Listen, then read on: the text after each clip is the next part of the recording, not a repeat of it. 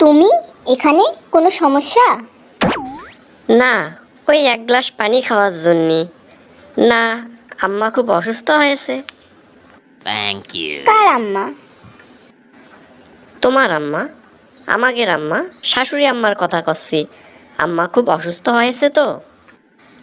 সকালে কি খাইয়েছে দায়েছে আর প্রেসক্রিপশনটা আমাকে দিলি পরে আমি গিয়ে ওষুধটা আনতে পারবো।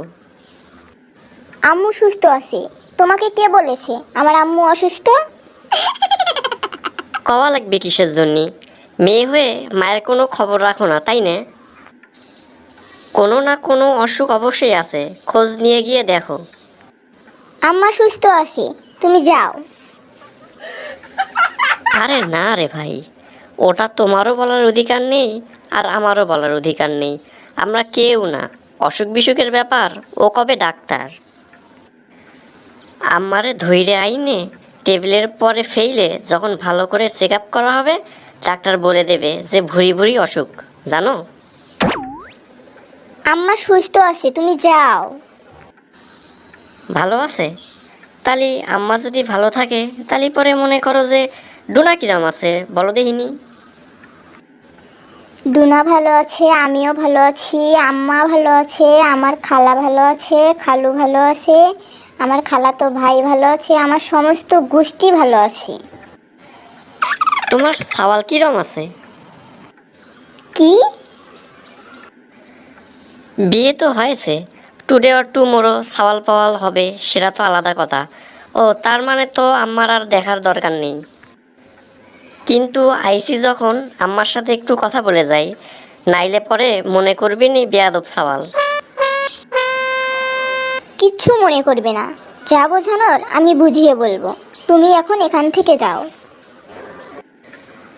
তুমি অফিস যাও না কেন আজকাল? আমি অফিস থেকে ছুটি নিয়েছি 3 মাসের জন্য। বিয়ের কথা কয়ে হানিমুনে যাবা সে কথা বলে তুমি ছুটি নিছো, আর তুমি ঘরে ঘাপটি মেরে বসে আছো। অফিসে জানলে তো ধরে বাটাম দেবে নে। হানিমুনে যাওয়া উচিত তোমার।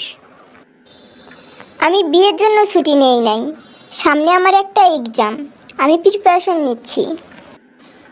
ধ্যাত তেরি, এ বয়সে এক্সাম দিয়ে লাভ আছে?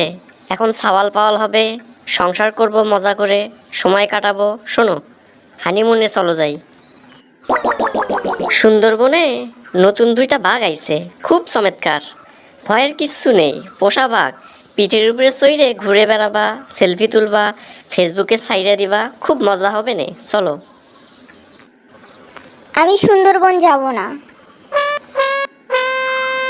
তাইলে বান্দরবন চলো, যে কোনো একটা বনে কিন্তু যাওয়াই লাগবে, একটা বনে যাতেই হবে, চলো।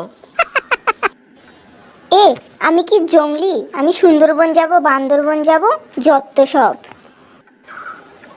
জামালের মা, ও জামালের মা। এ জামালের মাকে? আমাদের প্রথম সওয়াল হলি তার নাম রাখবো জামাল।